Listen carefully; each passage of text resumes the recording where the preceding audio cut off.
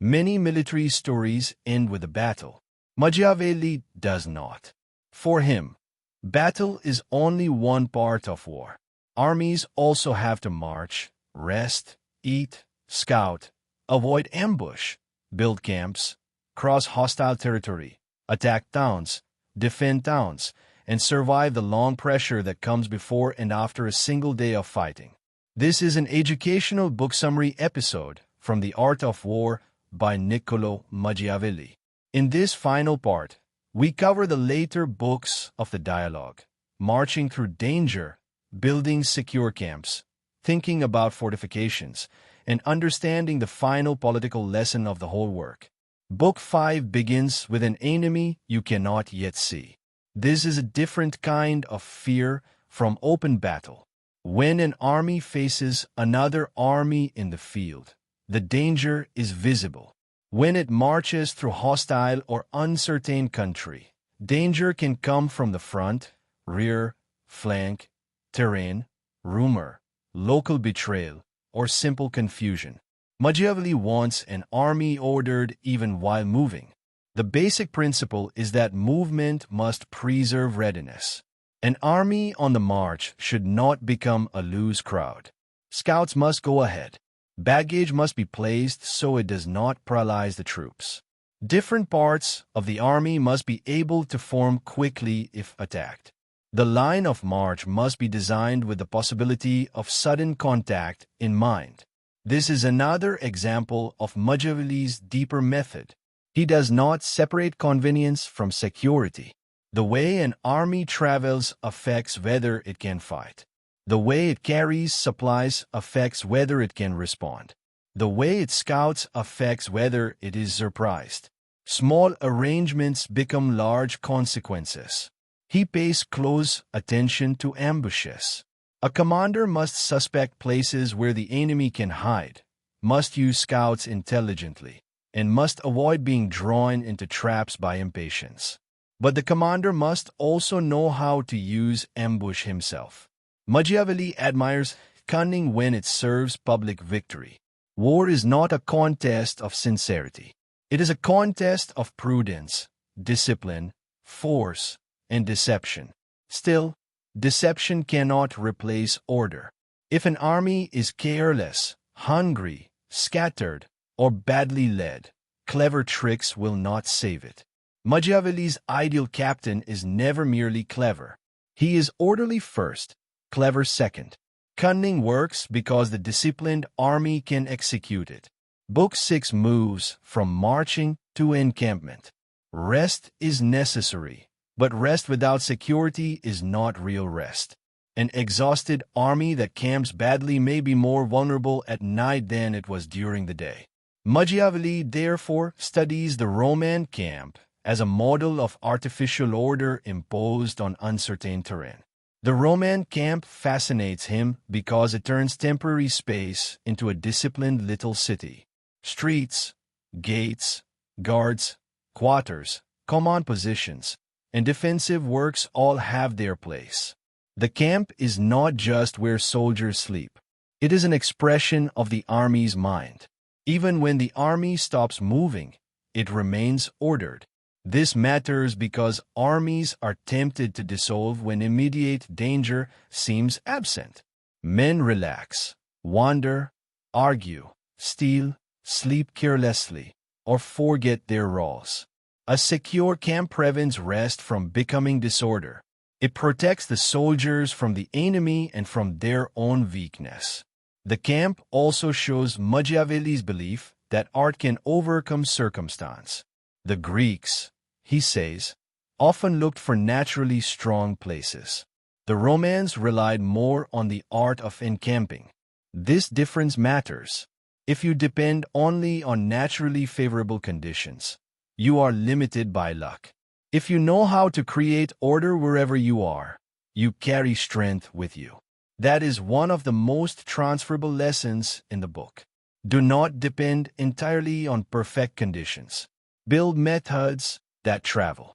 A disciplined organization can enter rough circumstances and still create structure.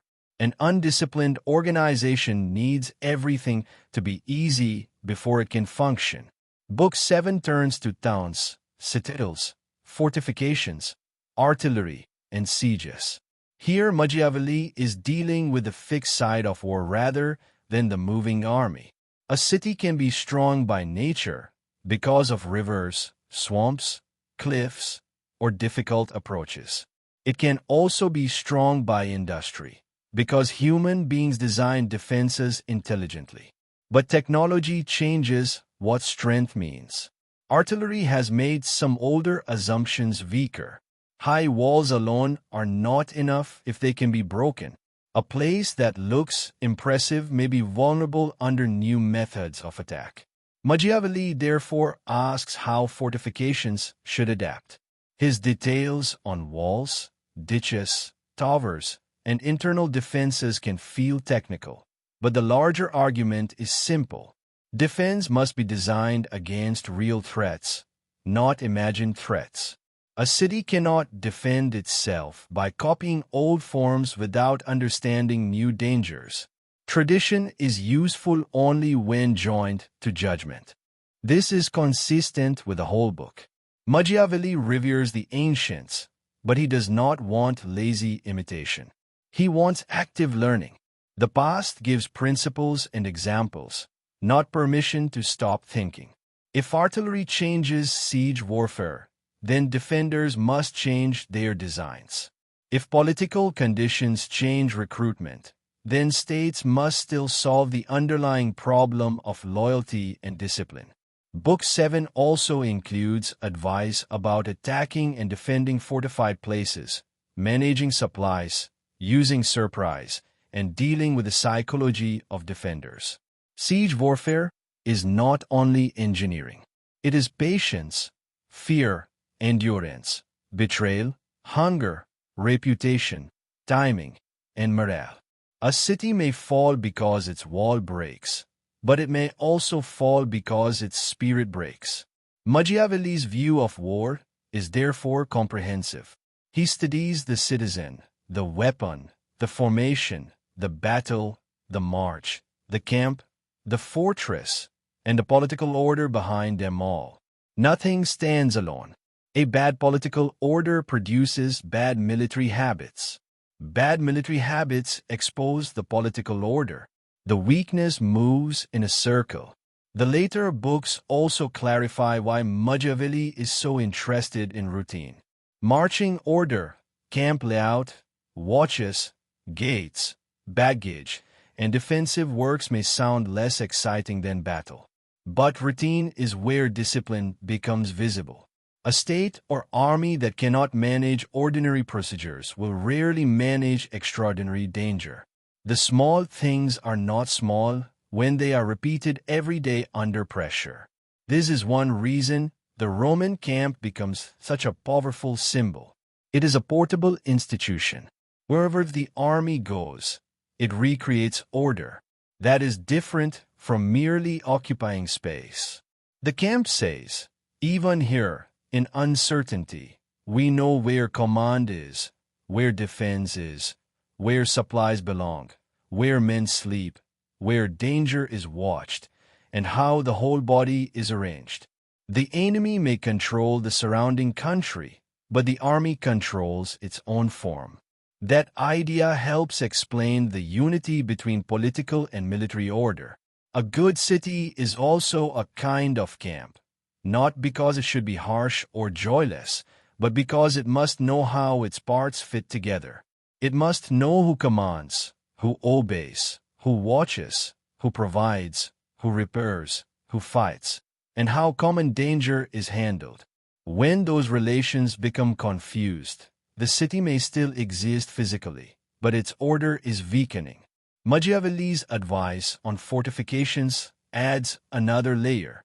Walls are useful, but walls can also create false confidence. A city may hide behind stone and forget the human discipline that makes defense work. Fortifications buy time. They do not replace courage, supplies, leadership, and public loyalty. If defenders lose heart or leaders betray the city, walls become scenery. This warning reaches beyond literal fortresses. People often build protective structures and then confuse the structure with security. A policy, a contract, a reserve fund, a brand, a legal right, a password, a wall, or a title may protect something, but only if the people behind it know how to use and maintain it. Security is never only an object, it is a practice.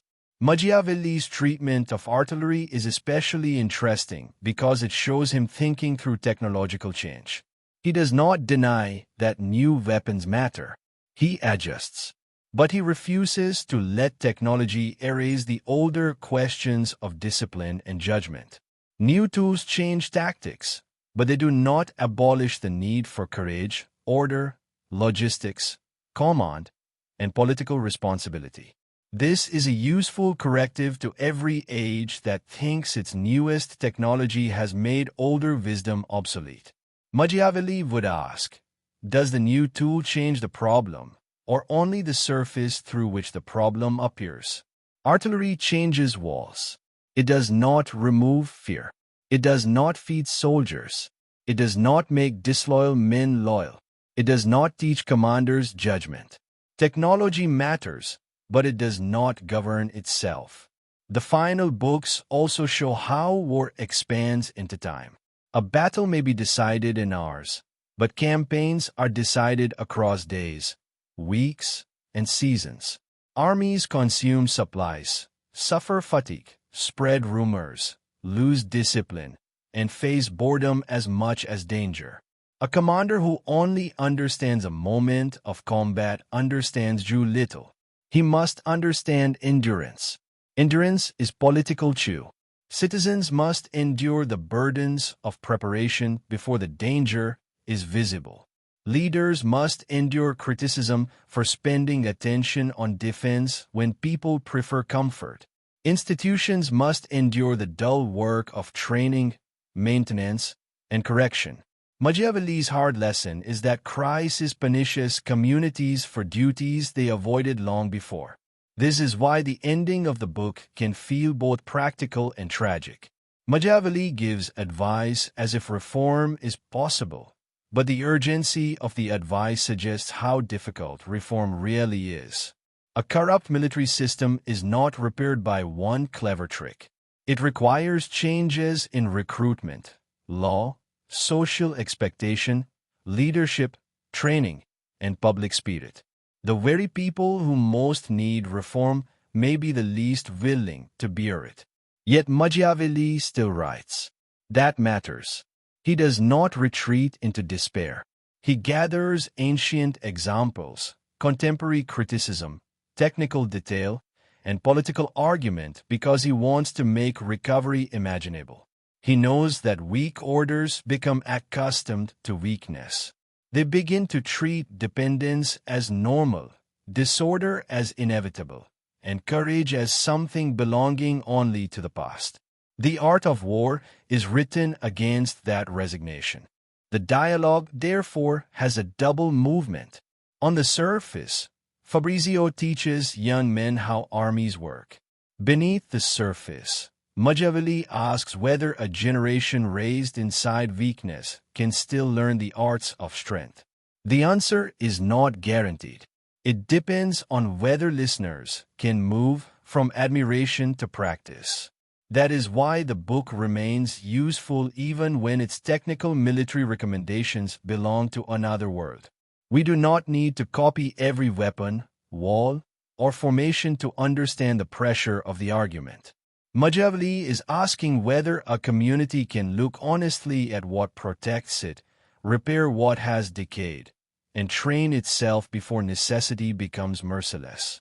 His ancient examples are not decorations. They are provocations. The most dangerous weakness, in his view, is the weakness that calls itself realism. People say reform is impossible, citizens will not serve, discipline cannot return, dependence is unavoidable, and the old examples no longer matter. Machiavelli's answer is severe. If you accept those excuses, Do not be surprised when stronger powers write your future for you. Near the end, the tone becomes more urgent. Machiavelli is not writing for a people already strong. He is writing for Italians who have seen foreign powers and mercenary systems expose their weakness. His repeated appeal to ancient models is partly a rebuke. He is telling his contemporaries that they do not lack examples, they lack seriousness. The ideal figure in the book is the founder captain, someone who can create an army and command it. This figure is rare because it requires two kinds of excellence. It is hard enough to lead an army that already exists. It is harder to build one from disordered material.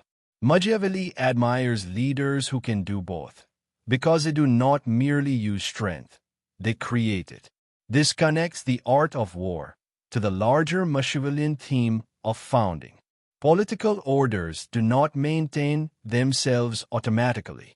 They have to be founded, renewed, armed, and disciplined. A republic that inherits good laws but loses the habits that support them will decay. A prince who inherits territory but lacks his own arms will be insecure.